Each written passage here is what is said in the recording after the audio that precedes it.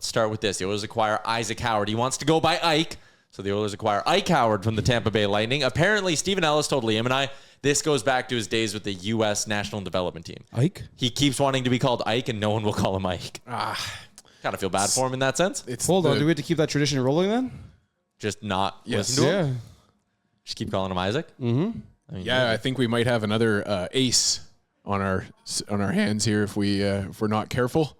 Old Ace here speaking, letting everybody Ike know. Here. Call me Ike. It'd be great if like every media member when they go to him, we're like, Isaac, great to have you. And he just goes, call me Ike. And it's just like a whole bit. A running shtick, yeah. But the Oilers acquire Ike Howard from the Tampa Bay Lightning in exchange for Sam O'Reilly. So O'Reilly, the 32nd overall pick in the 2024 draft, is out.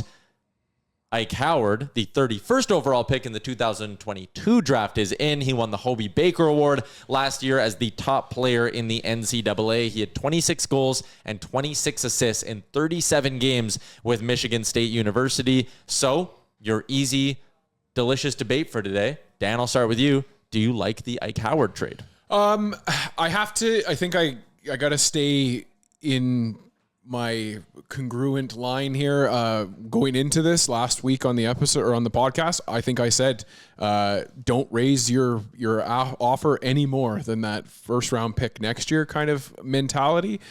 So I think that's a little bit we gave them a little bit more than that first round pick is going to be, but you got to give to get, and we're in a situation now where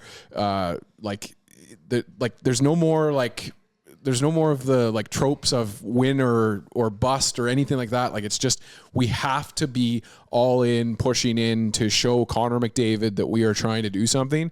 And you've got a guy here that can come in and play top line talent for us at the NHL level. So you got to pay to get that.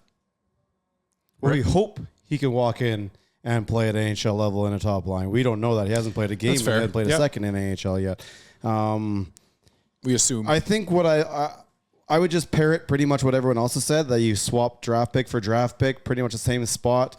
But what you got is a guy with more offensive high potential and a guy who's ready to go right now, as opposed to a guy who's ready to go probably 2 years away at least in Sam O'Reilly. The only question I have, is he a little bit too much of the type of player we have already in terms of games 5 and 6 against Florida? We could not get into a scoring area. Yeah.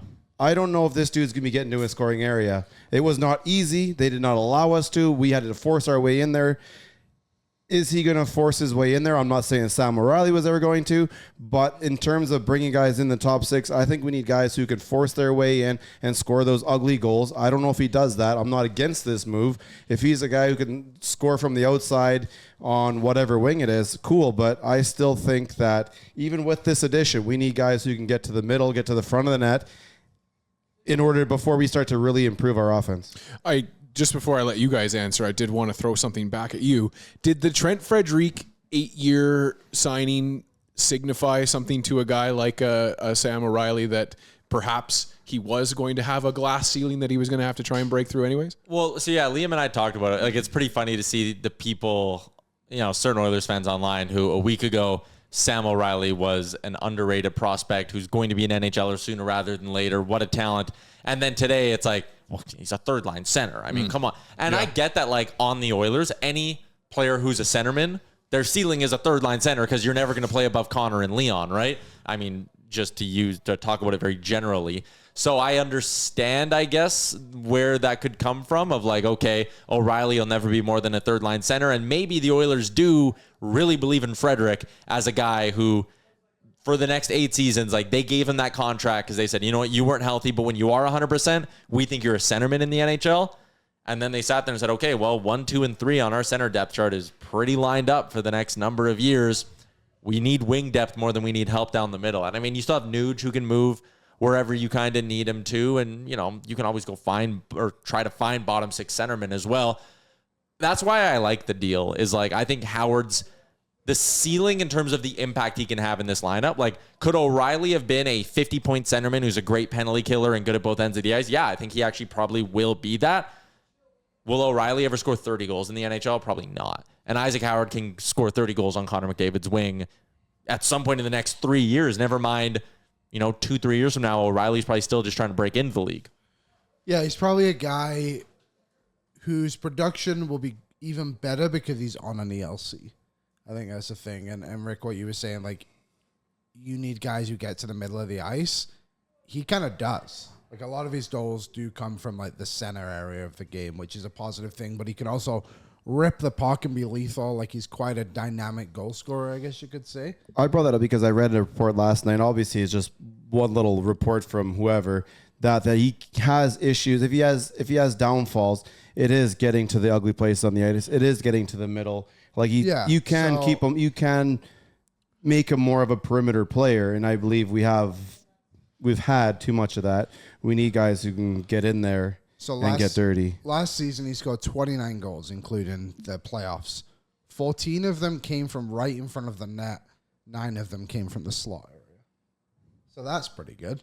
How physical is the league, though? Like, I'm just, but you got to get there too. I think you do. But if there's nobody in your way, it's easy to go there. If there's somebody in your way, I would like to know that he had to go past somebody in order to get there. He'd have to go through and watch them a bit more. We watched a few of them today. He definitely scores from distance quite a bit. He can score. He can rip the puck, and I think that's one thing people really like is like Podkolzin can shoot, but he doesn't shoot enough. Yeah, he shoots, and I think that's something the others haven't had. I know Jeff Skinner is a one shot guy and has been throughout his career, but I think with a guy like Howard, he's just a bit more dynamic in that way. I think he skates a lot better than what a Jeff Skinner would have too, and I just think he fits the mold of what the Oilers wanted Skinner to be. Ironically, he also took Jeff Skinner's number 53, which is very funny. So I'm excited for the deal. I think it just moves the timeline a couple of years ahead of when Sam O'Reilly would have been in the team, and like we already mentioned, like bit of a log jam for him to get into the lineup. Like he might have just been a fourth line center for a while, or just kept him in Bakersfield. And I think also, like Stan Bowman said, like we want to get younger, and he talked about he wanted to change the look of this forward group. Like going into next year with a top 9 that has Savoie and Howard in it, that gets you considerably younger. Even just comparing it this year versus where we were 12 months ago, Frederick's only 27 years old, 28 years old, whatever he is now. 27. Oh, he's still 27. So like you have a 27-year-old, a 21-year-old, and a 22-year-old. And next year we might be able to add the Russian too, Berezhkin, which would be unbelievable. 23. Yeah. And especially when you look at kind of the recent history of like Russians coming over and actually stepping into the lineups, playing really well. I think about like Voronkov in Columbus and how he just walked right into the NHL. And was and like, he gets to see a bit of a younger lineup in front of him too. Therefore, maybe more enticing to bring him over. Like the Oilers need to win. The pressure is on to win a Stanley Cup every single year. But when everyone talked about, management this summer needs to prove to Connor McDavid that they can build a contender and whatever, maybe we're seeing it, taking that more as like he wants management to show him that they're going to be good for the duration of the contract. Not that they're going to be good for the next 2 years, and then the bottom's going to fall out this team because Hyman and Nuge get a little bit too old and are past their primes, and all of a sudden it's like, oh shit, who's going to play with Connor and Leon? Mm-hmm. Bowman, I think, can sit there and go to Connor McDavid at the end of July and go, Berezhkin is legit. Here are the comparables for him. Yeah. We went and got Ike Howard. We think Matt Savoie is ready. You're going to have 3 youngsters in your lineup who are going to be there for the next 7 years contributing with you. Yep. The McDavid... The thoughts that people have of McDavid having such a stranglehold on the organization, that too, is driving me mental. Like Bowman doesn't call him for every single move. Like they've shown him the plan and what the goal is for everything. And Connor doesn't expect, nor does he want. There's no way the budget doesn't run through Connor McDavid at this point. It's just, okay, there's no way that the budget anyone doesn't would run. think he's their okay. Like it's crazy. He's like, I did some market analysis. Beers could be $21. And they're like, yes, Connor, okay. It just drives me a little nuts. Like someone asked it, it's like, is McDavid happy with all the moves? It's like, I don't know. He's going to have to come play anyway next season because he's under contract. Like, they don't have to make every decision. They do. Okay, we should rewind it. They have to make every decision based off, like, this is our plan and we want him to stay. But, like, if he makes a move they don't like, it's not also the end of the world because they've made 3 other great moves. You know what I mean? Like, it's just a weird thing. Another thing to add to that, this is in no way meant to be disrespectful. Do you think Connor McDavid has watched more than maybe somehow one period of either Ike Howard or Sam O'Reilly play hockey? He might have seen Howard at like a World Juniors. Maybe. Being like, maybe. Yeah. Christmas time, he's probably not even doing that. That's the thing. Like he probably isn't that. They probably just told him, be like, this is what he does. And be like, oh, it sounds like a great player. Although Connor is just so like, he's that extra level of just like study. He's studying his game and the game of the guys he's got to play. Yeah. I'm not so sure he's worried about a dude who was drafted 6 years behind him. But if they go to him, especially and be like, not on your own team. That's fair. yeah, if they're like, hey, this guy had 7 goals on the World Juniors on a U.S. team that won the gold medal. He won the Hobey Baker. Like, he's a really good shooter. Like, they're excited. Like, Mangiapane spoke about it, being like, I spoke to McDavid before I signed. Like, he helped recruit him to come to Edmonton. It's like, Clearly, everything runs through Connor. He's not just sat on the sidelines in one of these black chairs at Wareham being like, well, what's next? Yeah. Come on, Stan, do something. Like, he's actively part of this process, too. It's true. So the Oilers get Ike Howard. How nervous are you guys that Sam O'Reilly is going to blow up in our face? Not nervous at all. I think they'll trade him. I don't think you can really be that nervous just because we're going to be the player that has the impact first. Yeah.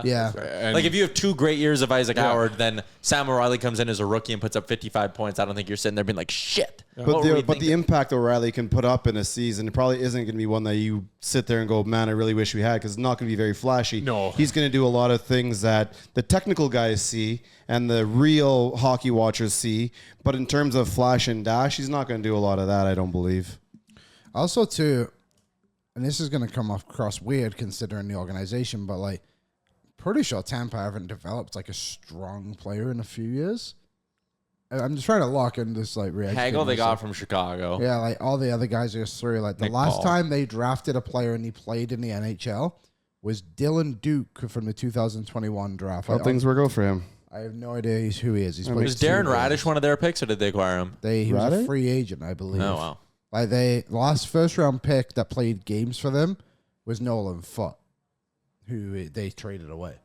Like it's just they're a great organization. I'm not saying they're not, but like they're probably looking at O'Reilly being like, damn, we need some talent in this pool as well. He's probably their best prospect now, I would think, not knowing much about him. And that's the other part of it for them is that was a sunken cost in the sense that Howard was not going to be there at the end of the day. So Yeah, and again, I actually give them credit for not just caving to the 2027 first round pick or whatever other offers might have been. The other side of this too is this deal doesn't happen if Ike Howard doesn't sit there and go, I want to go to Edmonton. He talked in his introductory press conference about how he's watched every Oilers playoff game over the last 2 years and like how that had an influence on him. I mean, he's a kid from Hudson, Wisconsin, who was drafted by the Tampa Bay Lightning. One of the, at that time, they'd been in 3 straight cup finals, like premier organizations in the league. And I know things soured for like reasons that don't really have anything to do with their on-ice product, but it is kind of cool. And it speaks to where the Oilers are at, that an American-born prospect didn't quite necessarily force his way to Edmonton, but he was forcing his way somewhere, and he was all right with it being Edmonton. And he played Mark Messier in a movie. Yeah, he did. That was weird timing on that. And, Right? and also, I too, love the helmet, by the way. Yeah, it was- with Howard, like, you look at that U.S. development team he was on, Rutger McGroarty forced his way to Pittsburgh, or out of Winnipeg, I guess you could say. Like, Cutter Gauthier forced himself out of Philadelphia. Like, his buddies, or at least guys he played with, were doing what he kind of did in Tampa Bay, but they were going to markets that like would benefit them in America. Yeah. He did it to come to a Canadian team. Although forcing your way to Philly is kind of a weird choice. It was a strange one, but more ice time in Anaheim, I guess. Do you buy anything? I mean, Nick Alberga loves shitting on the Edmonton Oilers online. He was like, Howard's cocky attitude will wear thin. I don't think it will, because I think the Oilers' room is strong enough. They withstood Evander Kane for 3 seasons. I was going to say, do you think he's cockier than Evander? the internet on the Oilers subreddit, there was some user last night that was really trying to make him wholly unlikable throughout the entire evening. But also, easy to be cocky when you're winning the Hobey Baker and you're the best player at Michigan State In and your all own that. dressing room. Yeah. A lot different when you walk in Connor and Leon. If you step out of line, you have Connor. I maybe wouldn't even be that scared of. If Leon were to look at you and be like, "Fucking figure it out, not here." Yeah, you probably like, "Oop, yes, sir, yes, sir, Mr. Draisaitl." It's true.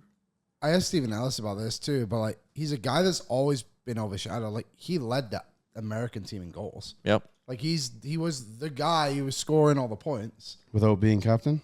And he was not the captain of those teams, no. But like they had other great players, and I know a few of them went off to play like World Juniors games and stuff like that. But you don't just stumble into 33 goals on a team like that. You know what I mean? Like he is an elite capable of being an elite player. I think. I just want to see how that plays out, like on the ice, and what his character is like once he actually kind of fits into this team. Where it is, if he is going to be this, smug little cocky guy on the ice that's going to piss off some people, or if he's going to be, If he's going to piss off the other team, I'm all for it. yeah, exactly. Yeah. Also, too, like the Oilers have openly, there's been open reports about it being like they miss having younger characters in the room. where they missed the That energy, yeah. The energy they bring. Evan Bouchard needs friends. Yeah, he does. He They really traded all does. his fucking friends. Yeah. I think it's a good move, and whatever helps Nick Alberga sleep at night is my final answer. Poor Nick.